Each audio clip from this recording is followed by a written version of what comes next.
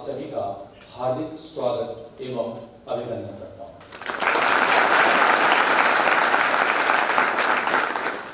आज का यह अवसर 18वें रोजगार मेले का है, जिसका आयोजन ग्रुप केंद्रीय रिजर्व पुलिस बल प्रयागराज में किया जा रहा है। हम सभी के लिए यह गर्व और सौभाग्य की बात है कि यह यहाँ हो रहा है। यह दिन उन ऊर्जावान और प्रतिभाशाली युवाओं को समर्पित है जिन्होंने सरकारी सेवा में चयनित होकर राष्ट्र निर्माण की दिशा में कर्तव्यों की प्रथम सीढ़ी पर अपना कदम रखा है। हमारे लिए विशेष सौभाग्य की बात है कि इस शुभ अवसर पर हमें माननीय केंद्रीय राज्य मंत्री श्रीमती अनुप्रिया पटेल जी का सानिध्य प्राप्त हुआ है। आपकी गरिमामय उपस्थिति, नेतृत्व और मार्गदर्शन से यह आयोजन और भी अधिक प्रेरणादायी और सार्थक बन गया है।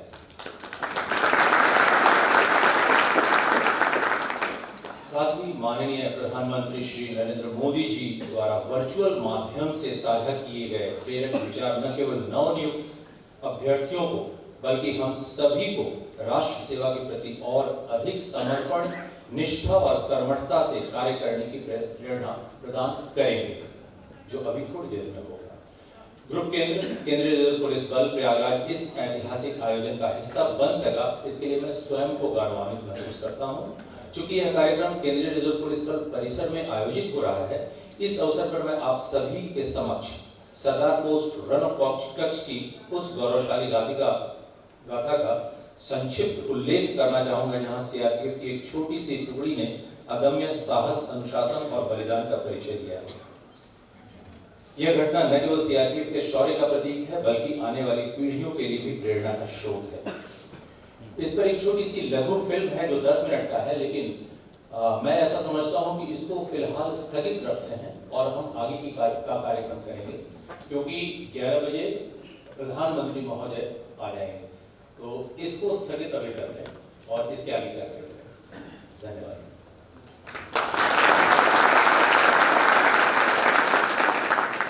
मुख्य अतिथि श्रीमती अनुप्रिया पटेल जी से निवेदन करती हूँ कि वे अपने प्रेरक विचारों से उपस्थित जनसमूह को संबोधित करें। मैडम।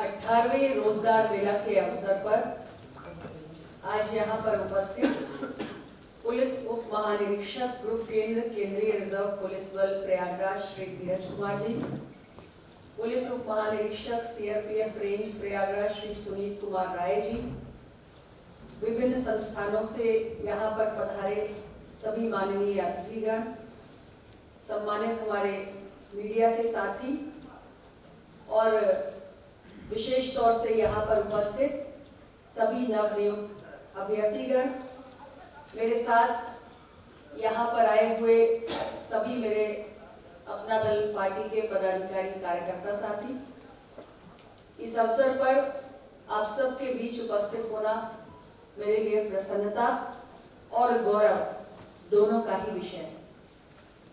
आज देश भर में भारत सरकार की रोजगार सृजन की जो एक श्रृंखला प्रारंभ हुई है, उसके 18वें अध्याय का आयोजन हो रहा है और हमेशा की तरह इस बार भी देश में एक से अधिक स्थानों पर 45 स्थानों पर रोजगार मेला की श्रृंखला आयोजित की गई है, जिसमें 61,000 से अधिक अभ्यर्थियों को भारत सरकार के विभिन्न मंत्रालयों, विभागों आदि में नियुक्तियों के और पक्की सरकारी नौकरी के उनके नियुक्ति पत्र प्रदान किए जाएंगे और भारत सरकार के तमाम हमारे मंत्री परिषद के सदस्य इन विभिन्न 45 स्थानों पर आज हमारे अभ्यर्थियों का उत्साहवर्धन करने के लिए मौजूद है।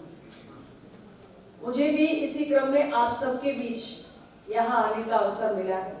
मैं पहले भी आई हूँ ग्रुप सेंटर प्रयागराज में, इसी प्रकार हमारे युवाओं को नियुक्ति पत्र प्रदान करने का सौभाग्य मिला है और आज इस अवसर पर मैं आप सभी को यही कहना चाहती हूँ कि वर्ष 2022 में प्रधानमंत्री नरेंद्र मोदी जी के नेतृत्व वाली केंद्र सरकार ने देश के अंदर रोजगार सृजन को सर्वोच्च प्राथमिकता देते हुए मिशन मोड पर जो बैकलॉग वैकेंसीज है हमारे केंद्रीय मंत्रालयों और विभागों में, उसको पूरा करने की ये मुहिम प्रारंभ की। और तब से लेकर आज तक लगातार आपको प्रसन्नता होगी ये जानकर कि आज जब हम 18वां रोजगार मेला आयोजित कर रहे हैं, 11 लाख से अधिक पक्की सरकारी नौकरी हम इन रोजगार मेला की श्रृंखलाओं के माध्यम से अपने देश के युवाओं को दे चुके।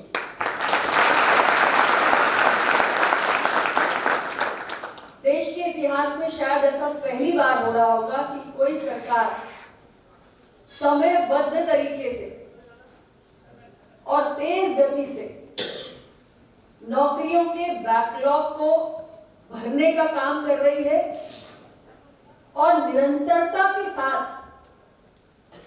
ऐसे रोजगार मेला का आयोजन करके युवाओं को देश की प्रगति में योगदान देने का अवसर दे रहे हैं।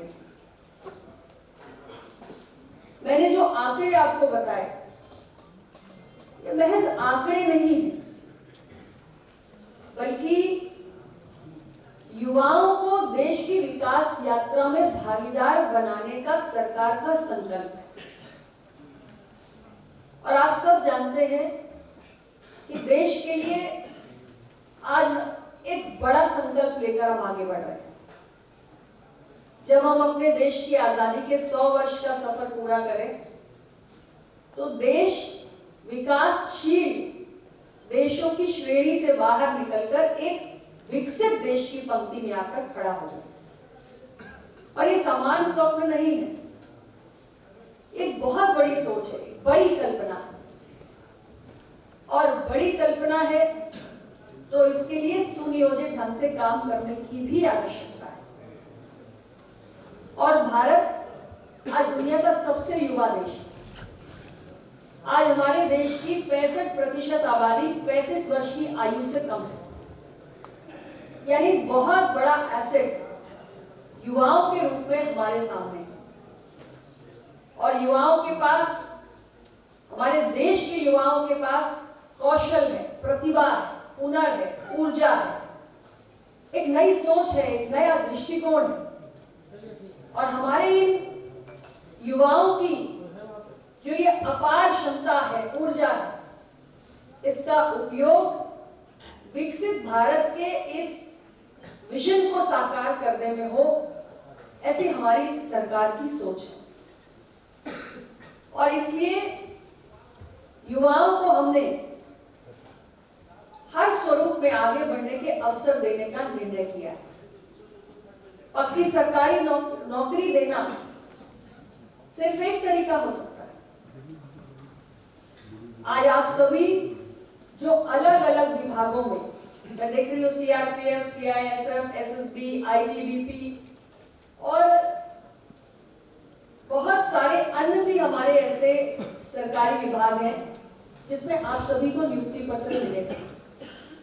एक नया दायित्व है और निश्चित रूप से आप सबने इसके लिए बहुत कड़ी मेहनत भी की होगी। तो आप सब बधाई के पात्र में आज के इस अवसर पे आपको ढेर सारी शुभकामनाएं देना चाहती हूँ।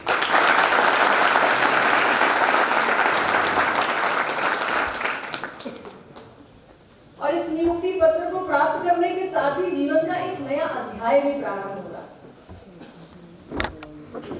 एक नई चुनौती आपके सामने है, एक नया दायित्व है। और सभी युवाओं को मैं यही कहना चाहती हूँ कि जीवन में केवल ये महत्वपूर्ण नहीं होता कि हम किसी पद पर, किसी स्थान पर पहुंच जाएं, बल्कि किसी पद को प्राप्त करके किसी एक विशेष स्थान पे पहुंचने के बाद हमने अपने दायित्वों का निर्वहन किस ढंग से किया है, ये ज्यादा महत्वपूर्ण है। लोगों को इतना बड़ा अवसर मिला है। और निश्चित रूप से इसमें आपकी मेहनत है, लेकिन हम में से कोई भी व्यक्ति जीवन में कहीं भी पहुंचता है तो उसमें अकेले हमारा योगदान नहीं होता है। हमसे जुड़े बहुत सारे व्यक्तियों का इसमें योगदान होता है। वो हमारे परिवार के सदस्य भी हो सकते हैं, हमारे मित्र संबंधी भी हो सकते हैं, हमारे परिचित भी हो सकते हैं, हमारे अन्य शुभचिंतक हो सकते हैं, अनेक लोग हो सकते हैं। और इसलिए जब भी हम किसी पद पर पहुंचते हैं तो ये आवश्यक होता है कि हम इस बात का एहसास करें कि ये पद महज अपने स्वयं के सपनों को और आकांक्षाओं को पूरा करने का माध्यम नहीं है, अपितु बहुत सारे लोग जिन्होंने हमारी इस यात्रा में किसी न किसी स्वरूप में योगदान दिया है, उनके प्रति भी हमारा कुछ कर्तव्य है। और आप सब तो भारत सरकार में आए हैं, यानी आपसे तो सामान्य जन की अपेक्षाएं भी बहुत होंगी। और आप जिस भी भूमिका में अलग अलग विभागों में रहेंगे, बहुत सारे व्यक्तियों से आपका इंटरैक्शन भी होगा और जनापेक्षाएं भी होंगी। तो जिस भी भूमिका में आप हैं उसमें, जैसे माननीय प्रधानमंत्री जी हमेशा कहते हैं कि नागरिक देवो भव, इस मंत्र को यदि मन में बिठा लिया और उसी भावना के साथ आपने काम किया तो मुझे पूरा विश्वास है कि आप अपने दायित्वों के साथ न्याय करेंगे। और मैं आप सभी को यही कहना चाहती हूं कि अलग हट के काम करना है, अपनी एक अलग पहचान बनानी है। बहुत सारे लोगों को जीवन में एक जैसा ही पद मिलता है, लेकिन समान पद पे रहते हुए भी कुछ लोग ऐसे होते हैं जो अपनी विशेष पहचान, अपना एक अलग स्थान बनाते हैं। और आप सभी को भी वैसे ही काम करना है कि आपकी एक अलग पहचान हो आपके अपने कार्य क्षेत्र में। और इसके लिए भारत सरकार ने भी कुछ प्रबंध किए हैं।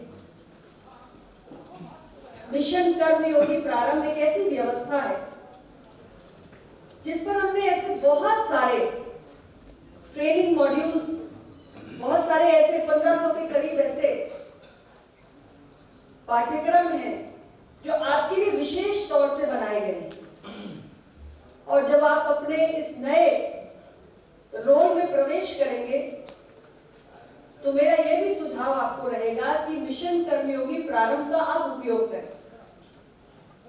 जिस काम को हम करने जा रहे हैं उस काम को हम और दक्षता के साथ करें और प्रभावशीलता के साथ करें। उसके लिए आपको इस पोर्टल को, जो तमाम ट्रेनिंग मॉड्यूल्स हैं जो स्पेशली आपके लिए डिजाइन करे गए हैं, ये आपको बहुत लाभकारी होने जा रहे हैं। और इसका फायदा अभी तक हमारे बहुत सारे जो पहले भी रोजगार मेला हुए उसमें भी जो नए अभ्यर्थी आए उन्होंने भी इसका उपयोग किया और इससे उनकी कार्यशैली में आने वाले अंतर को महसूस किया। और बहुत सारे हमारे सरकारी कर्मचारी रोजगार मेला के इधर भी जो पहले से सरकारी व्यवस्थाओं का हिस्सा हैं, उन्होंने भी इन ट्रेनिंग मॉड्यूल्स का लाभ उठाकर अपनी जो वर्क एफिशिएंसी है उसमें बहुत बड़ा सकारात्मक सुधार महसूस किया। तो आप सब भी ये जो व्यवस्था आपके लिए बनाई गई है इसका आप भरपूर उपयोग करें और बेहतर ढंग से काम करें। एक्सीलेंस जो होती है, उत्कृष्टता जो होती है, वो एक रवैया होता है, एक सोच होती है। काम कर देना और काम को बेहतर ढंग से करना, उत्कृष्ट ढंग से करना, दोनों में अंतर होता है। हम एक समान व्यक्ति के रूप में जब किसी सर्विस को लेने जाते हैं, किसी भी प्रकार की सर्विस, तो हम देखें फॉर एग्जाम्पल हमें एक इंटरनेट कैफे में ही जाना है और हो सकता है कि आपके शहर में या जहां भी आप रहते हो 10-20 कैफेज हो,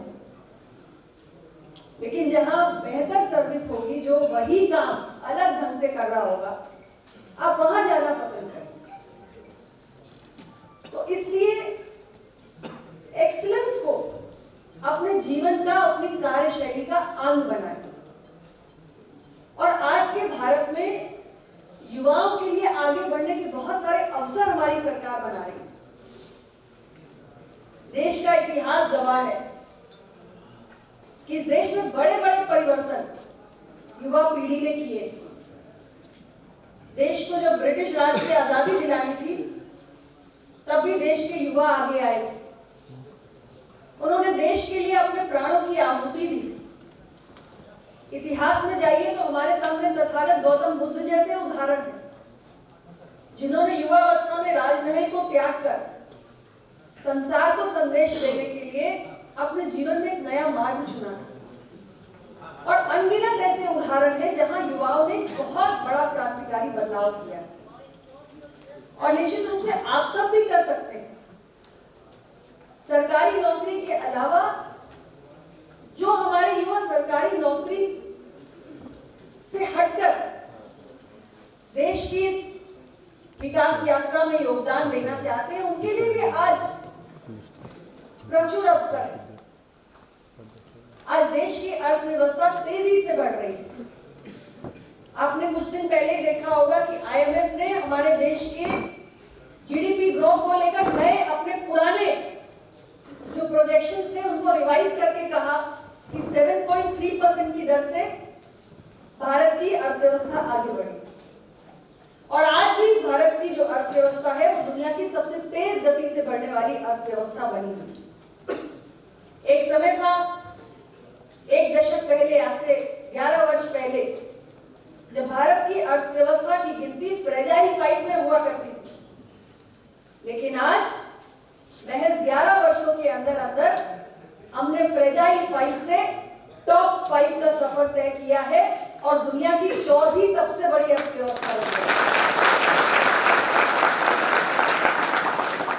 और हम यही आकर संतुष्ट नहीं हुए, हम इसके आगे जाना चाहते हैं और $7.3 ट्रिलियन की इकोनॉमी बनके दुनिया की हम तीसरी सबसे बड़ी अर्थव्यवस्था बनने की ओर तेजी से अग्रसर है।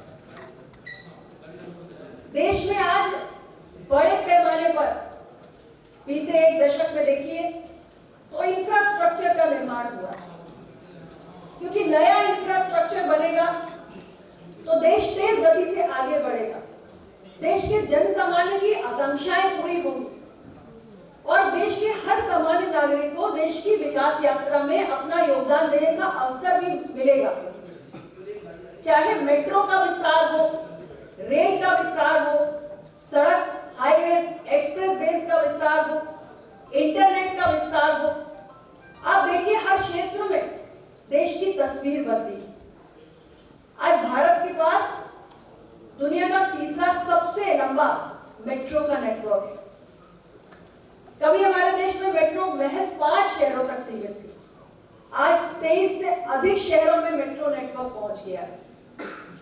जो हमारे पास नेशनल हाईवेज 96,000 किलोमीटर हुआ करते थे, आज वो 1.5 लाख किलोमीटर से ज्यादा हो चुके हैं। देश के महज 74 शहरों में एयर कनेक्टिविटी की सुविधा थी, आज उससे बढ़ाकर हमने दुगने से भी अधिक कर दिया है। 150 से अधिक हमारे पास एयरपोर्ट्स नए बन चुके हैं। और रेलवे नेटवर्क, चाहे रेलवे की कनेक्टिविटी को दूर दराज के इलाकों तक पहुंचाना हो या नई जो सेमी हाई स्पीड या हाई स्पीड ट्रेन से, आज अब बुलेट ट्रेन को देख रहे हैं, अमृत भारत एक्सप्रेस को देख रहे हैं, वंदे भारत एक्सप्रेस को देख रहे हैं, ये सारे काम देश में रेल को भी एक नई गति देने का काम कर रहे हैं। और रेलवे को तो खास तौर से जन सामान्य के लिए लाइफलाइन कहा जाता है। तो रेलवे का भी नेटवर्क बड़ा है, रेल देश के कोने कोने में, दूर दराज के इलाकों में पहुंची है, और यहाँ तक कि इंटरनेट के यूजर्स हमारे यहाँ बढ़ गए। देश के अंदर आज 97 करोड़ के लगभग हमारे इंटरनेट यूजर्स हो गए। 5G को हम रोल आउट कर रहे हैं, गांव-गांव में इंटरनेट कनेक्टिविटी पहुंच रही है। तो देश इंफ्रास्ट्रक्चर की दृष्टि से कितना बदला है, इकोनॉमी, इंफ्रास्ट्रक्चर, हर तरह से आप देखिए कि आज देश में युवाओं को आगे बढ़ने के कितने नए अवसर दिए जा रहे हैं। हमारी सरकार निरंतर आत्मनिर्भर भारत की बात करती है। तो सेल्फ रिलायंट इंडिया, यानी हमारी जो दूसरे देशों पर इंपोर्ट के लिए डिपेंडेंस है, हमको वो भी कम करनी है। हम अपने देश के अंदर अपनी सारी आवश्यकताओं की पूर्ति कर सके, इस सोच के साथ आगे बढ़ रहे हैं। और इसीलिए हम ऐसी स्कीम्स लाए हैं, ऐसे प्रोग्राम्स लाए हैं, जिनके जरिए देश में जो हमारी डोमेस्टिक मैन्युफैक्चरिंग है उसको बढ़ावा दिया जा सके। आज देश के अंदर तमाम क्षेत्रों में बहुत सारे ऐसे सनराइज सेक्टर्स हैं जिसमें हम प्रोडक्शन लिंक्ड इंसेंटिव, जिसे हम PLI स्कीम कहते हैं, वो लेकर आए। और ये PLI स्कीम इसीलिए लाई गई है कि हमारे यहाँ जो घरेलू स्तर पे मैन्युफैक्चरिंग होती है, विनिर्माण होता है, उसको बढ़ावा मिल सके।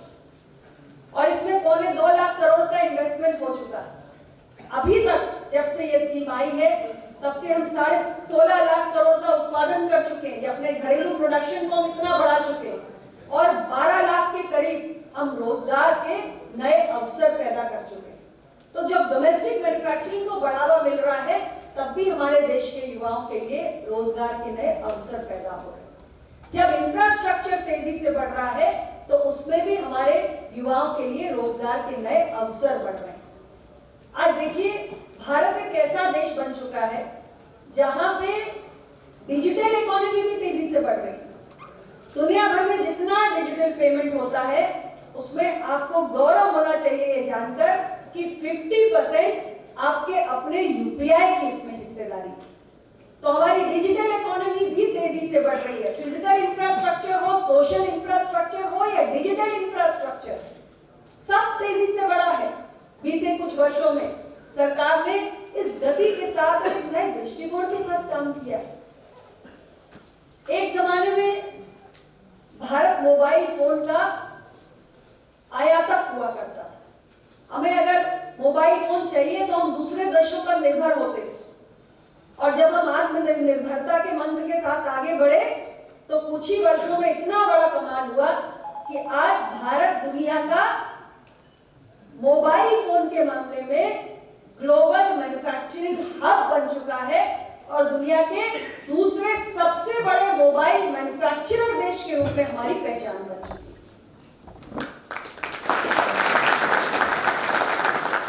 तो जब हम एक बड़ा विजन लेकर चलते, जब हम एक सोच के साथ, नई सोच के साथ आगे बढ़ते, तो देश धीरे धीरे एक नया स्वरूप धारण करने लगता है। हमारी पहचान कैसे बदल रही है ये आप देखिए। अंतरराष्ट्रीय मंचों पर भारत के विचारों या सुझावों को पहले कितना महत्व मिलता था, और आज भारत की आवाज की क्या ताकत है, इसको आप स्वयं महसूस कर सकते हैं। आज वो भारत दुनिया में देखने को मिलता है कि अंतरराष्ट्रीय मंच पे जब भारत कुछ कहना चाहता है तो पूरी दुनिया उत्सुक होकर सुनती है कि नया भारत। और ग्लोबल साउथ की एक बहुत सशक्त आवाज के रूप में भारत का उदय हो रहा है। तो हर फ्रंट में देखिए आज भारत कितनी तेजी से बदल रहा है। स्टार्टअप्स जो आप जैसे युवाओं ने ही खड़े किए हैं, टायर 2, टायर 3 छोटे छोटे शहरों से आने वाले युवाओं ने देश को दुनिया का, अमेरिका और चीन के बाद दुनिया का तीसरा सबसे बड़ा स्टार्टअप इकोसिस्टम बनाकर दिखा दिया। 2016 से पहले इस देश के अंदर कुछ 100-200 स्टार्टअप्स हुआ करते थे। मैं उस मंत्रालय में रही हूं, इसलिए भी मुझे मालूम। और 2016 में जब हमने अपने स्टार्टअप मिशन को गति देना शुरू किया ताकि हमारे युवा केवल नौकरी मांगने वाले नहीं बल्कि नौकरी देने वाले बने, तो आज इतने वर्षों में ये हम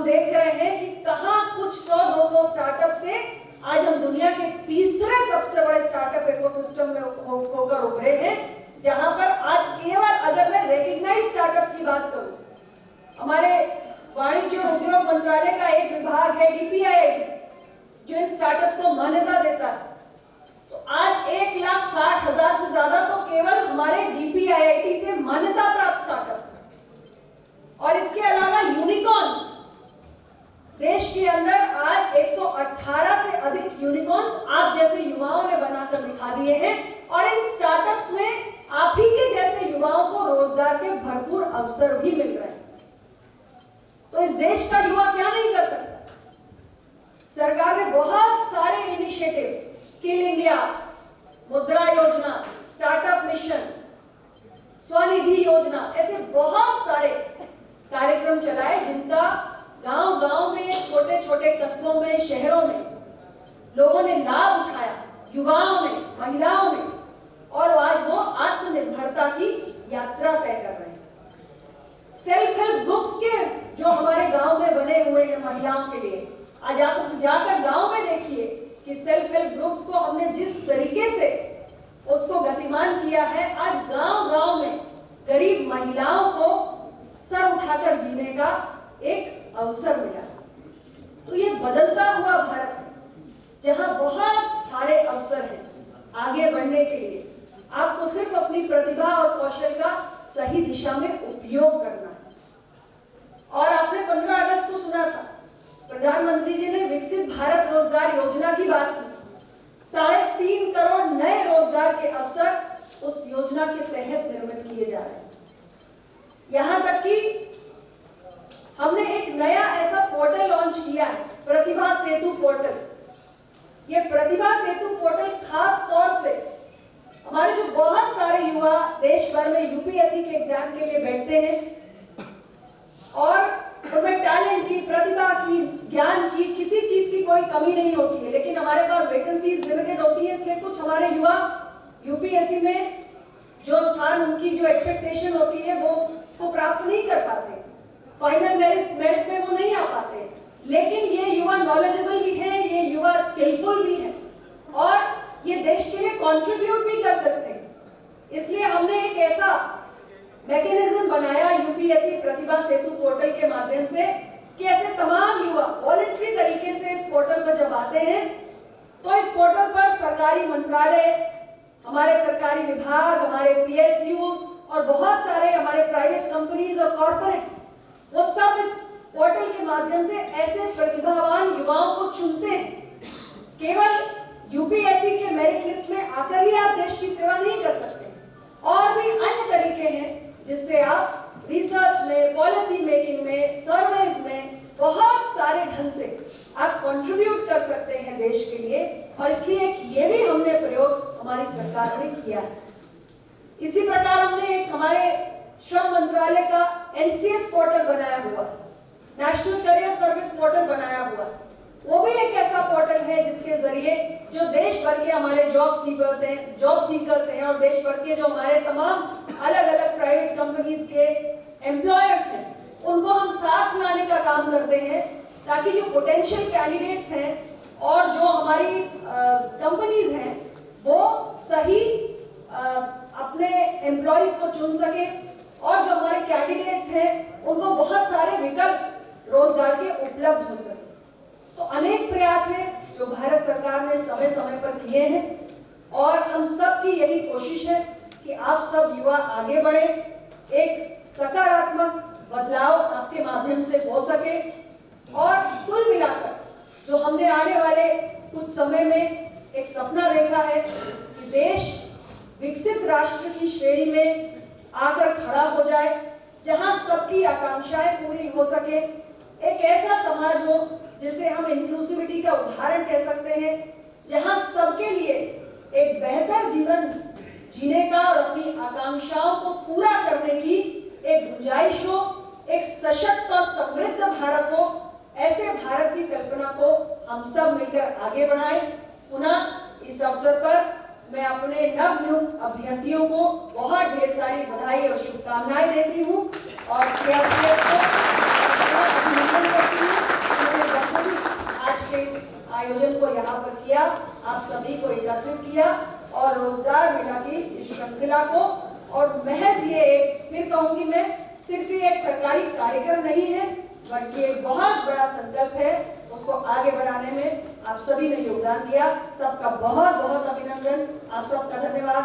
जय Hind.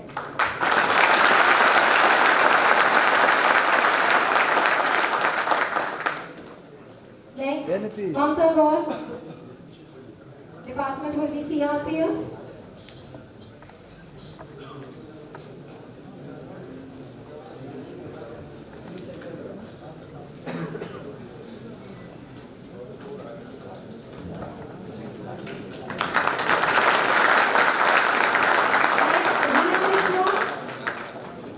Riya Mishra, Department will be CRPF.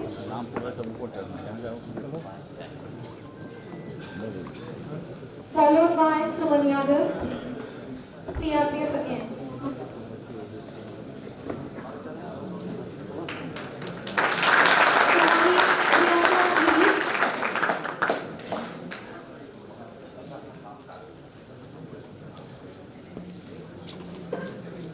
Suman Yadav. Followed by Priyanka Ali, CRPF. Next, Pawan Kumar, CRPF. Prem Sahani, CRPF.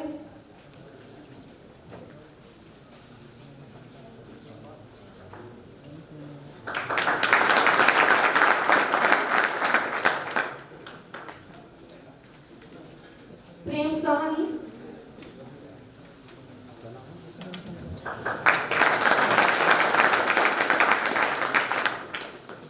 Avesh Maurya.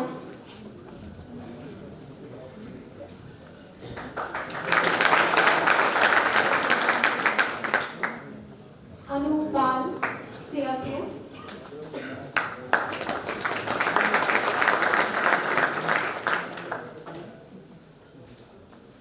Dilip Kumar Prajapati, CRPF.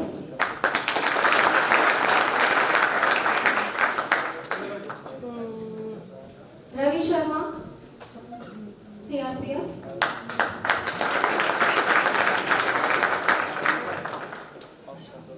Akash, CRPF.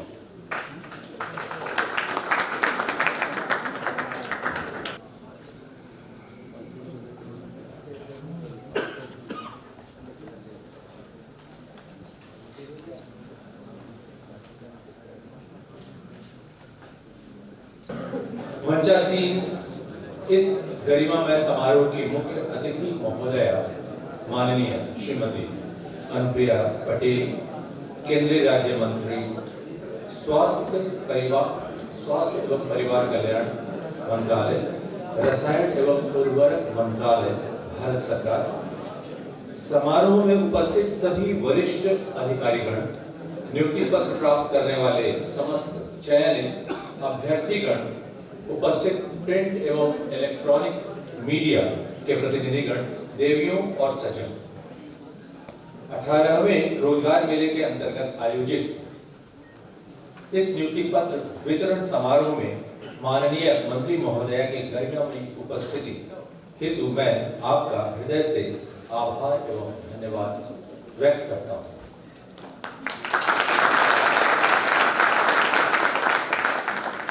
माननीय मुख्य अतिथि महोदया, आपका सानिध्य हमारे लिए अत्यंत प्रेरणादायक एवं उत्साहवर्धक रहा। आपने केंद्रीय सशस्त्र पुलिस बलों एवं अन्य अर्धसैनिक विभागों में विभिन्न पदों हेतु चयनित नवनियुक्त युवाओं को नियुक्ति पत्र प्रदान कर देश के युवाओं में नई ऊर्जा, आत्मविश्वास एवं राष्ट्र सेवा की भावना का संचार किया है। आपकी गरिमा में उपस्थिति ने इस समारोह की भव्यता एवं शोभा को और अधिक बढ़ाया है तथा हम सभी के मनोबल को सुदृढ़ किया है।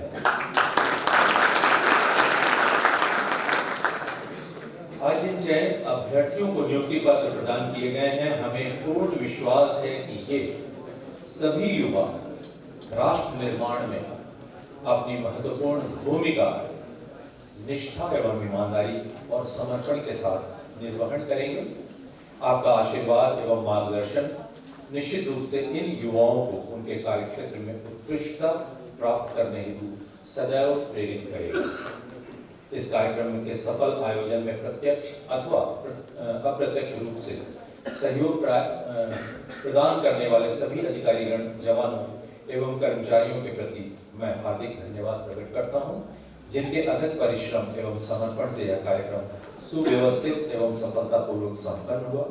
अंत में एक बार पुनः इस समारोह में पधारने हेतु माननीय मुख्य अतिथि महोदया श्रीमती अनुप्रिया पटेल जी का, सभी गणमान्य अतिथिगण, सभी उपस्थित अधिकारीगण, मीडिया प्रतिनिधिगण एवं आप सभी का मैं हृदय से धन्यवाद व्यक्त करता हूँ। अनुप्रिया पटेल जी, केंद्रीय राज्य मंत्री, भारत सरकार को विनम्रतापूर्वक